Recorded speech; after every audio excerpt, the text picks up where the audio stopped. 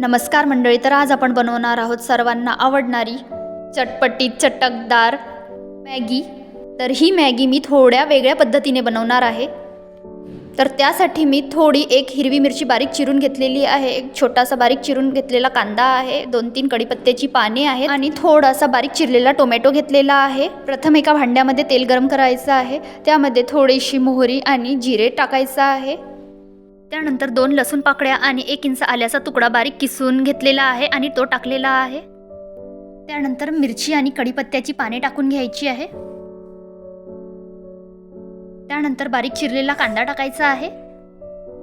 त्यानंतर मिक्स करायचं आहे।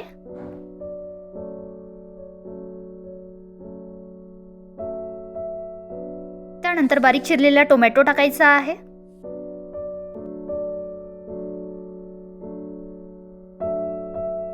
त्यानंतर चवीनुसार मीठ टाकायचं आहे।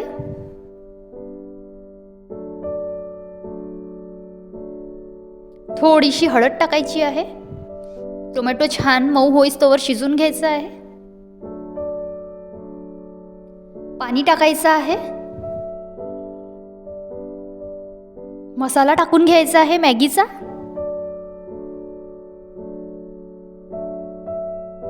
त्यानंतर मॅगी टाकून घ्यायची आहे, मिक्स करायचं आहे। झाकण झाकून मॅगी छान शिजवून घ्यायची आहे। झाकण झाकून चेक करायचं आहे, पाणी आटलेलं आहे।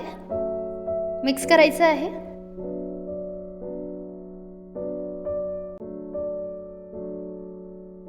थोडासा सोया सॉस ॲड करायचा आहे, 1 चमचा। थोडासा रेड चिली सॉस ॲड करायचा आहे, 1 चमचा। मिक्स करायचं आहे।